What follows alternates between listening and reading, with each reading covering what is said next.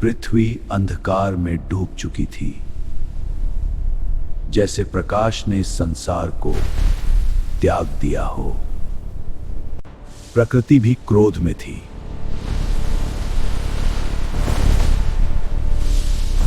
मानो आने वाले विनाश का संकेत दे रही होगी। असुरों का आतंक अब हर दिशा में फैल चुका था। विनाश की ज्वाला से संसार कांप उठा था। हर ओर भय ही भय था। कोई भी सुरक्षित नहीं था। इंसान अपनी ही दुनिया में खो गया था। धर्म के स्थान भी अब सुरक्षित नहीं थे। अंधकार की सेना हर दिशा से उठ खड़ी हुई थी। ऋषि मुनि भी इस भय से कांप उठे।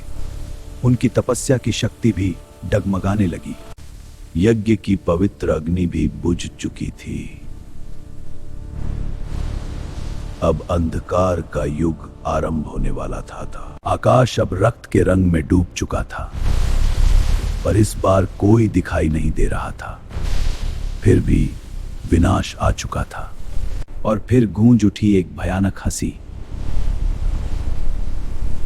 तभी प्रकट हुआ वह महाअसुर, जिसका रूप पर्वत के समान विशाल था। वह कोई साधारण असुर नहीं, स्वयं चलता फिरता विनाश था, जिसके पास थी भयंकर तांत्रिक शक्ति, जो स्वयं विनाश का स्रोत बन चुका था, जो माया रच सकता था। वह वास्तविकता को तोड़ भी सकता था। वह एक नहीं था, वह अनगिनत था।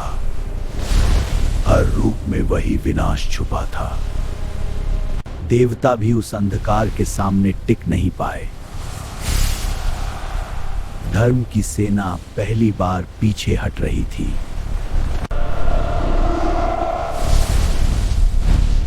इंद्र का वज्र भी उनका साथ छोड़ गया और युद्ध का पलड़ा अब अंधकार की ओर झुक गया। अग्नि की प्रचंड शक्ति अब धीमी पड़ने लगी थी, जैसे स्वयं तत्व भी इस विनाश के आगे झुक रहा होगी। अब सभी देवता एकत्र हुए, सृष्टि के संतुलन को बचाने का निर्णय लेने के लिए। ब्रह्मा भी चिंतित थे। सृष्टि का संतुलन अब खतरे में था। विष्णु मौन थे, पर उनके भीतर एक निर्णय जन्म ले चुका था।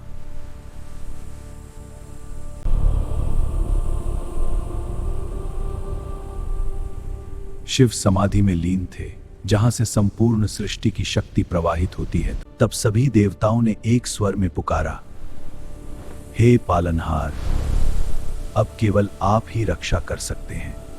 हे आदिशक्ति, संपूर्ण सृष्टि संकट में है।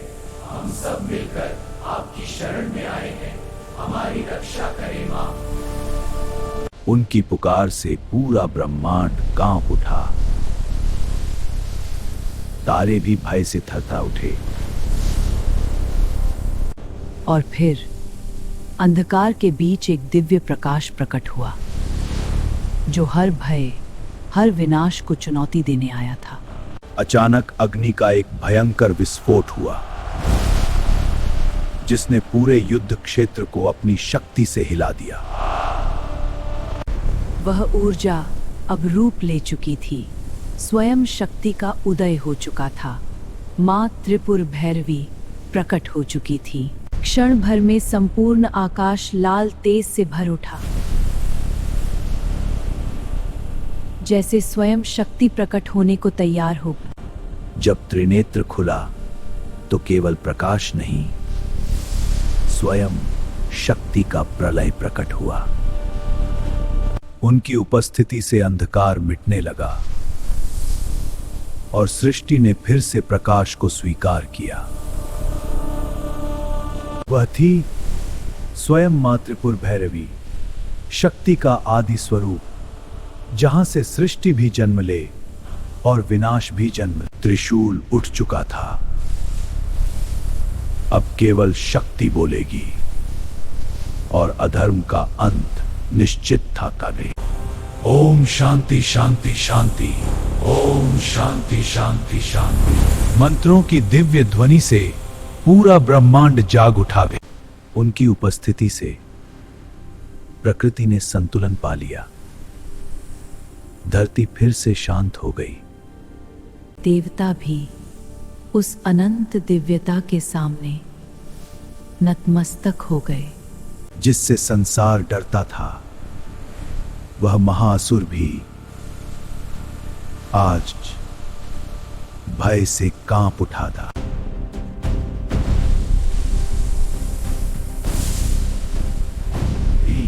देवी अधर्म के अंत की ओर बढ़ रही थी। उनके हर कदम के साथ अग्नि जन्म ले रही थी, पर यह विनाश नहीं, शुद्धि की दिव्य शक्ति थी। आकाश भी उनकी शक्ति के आगे स्वच्छ हो गया। जहां विनाश था, वहां अब शांति का प्रकाश फैल चुका था। ऋषियों ने उस परम शक्ति को नमन किया जिससे सृष्टि संतुलन में बनी रहती है। अब उनका क्रोध जाग चुका था। यह सिर्फ रूप नहीं, स्वयं शक्ति का प्रलय था। एक गर्जना जिसने सृष्टि को हिला दिया। असुर ने अंतिम चुनौती दे दी। अब विनाश स्वयं आगे बढ़ चुका था। अब युद्ध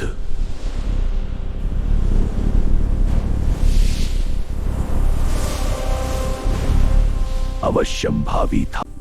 और देवी मुस्कुराई, क्योंकि सत्य की विजय अब निश्चित थी।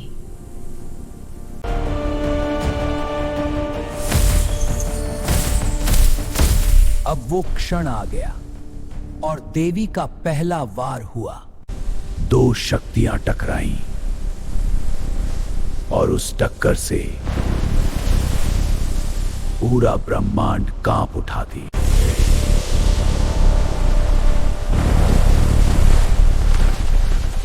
जिसने पूरी सृष्टि को हिला दिया। अब चला विनाश का त्रिशूल, जिससे स्वयं समय भी कांप उठे। लेकिन वह धुएं में बदलकर हर वार से बच निकला। और फिर उसने अपनी माया फैला दी। सत्य और भ्रम के बीच अब कोई अंतर नहीं रहा।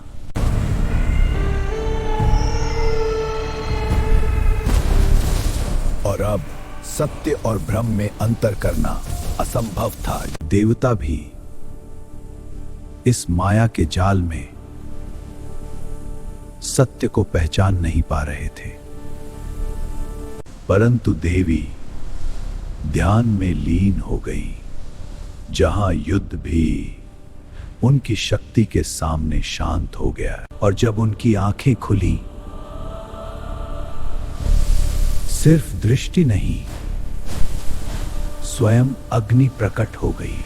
उनकी अग्नि शक्ति अब जाग चुकी थी। यह सिर्फ ज्वाला नहीं, स्वयं सृष्टि की मूल शक्ति थी। अब माया के जाल अब अग्नि में विलीन हो रहे थे। सत्य का समय आ चुका था। और अंततः वो प्रकट हुआ जो स्वयं विनाश का रूप था। अब शुरू हुआ असली महासंग्राम। एक ओर थी सृष्टि की जननी और दूसरी ओर चलता फिरता प्रलय। उनके खड्ग का हर वार केवल प्रहार नहीं, स्वयं विनाश का आदेश था।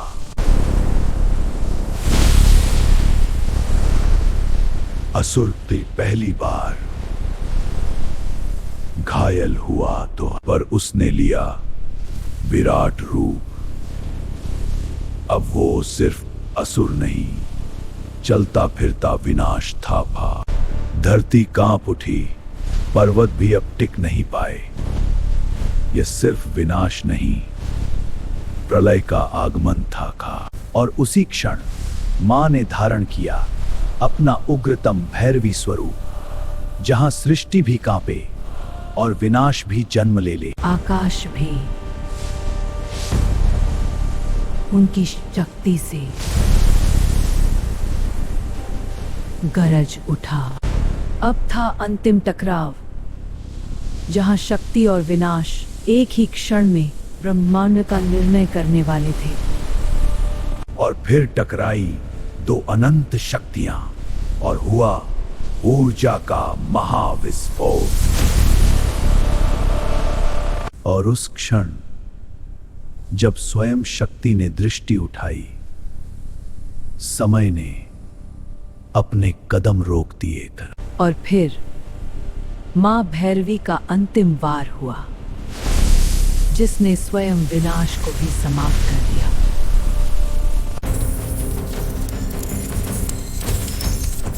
असुर अब अंततः धराशायी हो गया। उसकी शक्ति अब बुझ रही थी। जो कभी ब्रह्मांड को हिला देता था, आज स्वयं ही शांत हो गया। अंधकार समाप्त हुआ। अब केवल दिव्य प्रकाश ही शेष है। दिव्य प्रकाश ने संपूर्ण सृष्टि को अपने भीतर समेट लिया। अंधकार का अस्तित्व अब समाप्त हो चुका था। देवताओं के मुख पर संतोष की मुस्कान थी। धर्म की विजय ने पूरे स्वर्ग को आलोकित कर दिया। आकाश से पुष्प बरसे, देवताओं ने दिया आशीर्वाद और संपूर्ण सृष्टि दिव्यता से भर उठी। उन्होंने आशीर्वाद दिया और संपूर्ण सृष्टि में फिर से संतुलन स्थापित हो गया। और लोग आनंदित हुए, भय समाप्त हुआ और देवी की कृपा से धरती पर फिर से शांति और खुशी लौट आई है। या देवी सर्वभूतेषु शक्ति रूपेण संस्थिता, नमस्तस्यै नमस्तस्यै नमस्तस्यै नमो नमः। धर्म की ऐसी ही अद्भुत कथाओं के लिए आध्यात्मिक सनातन को सब्सक्राइब करें।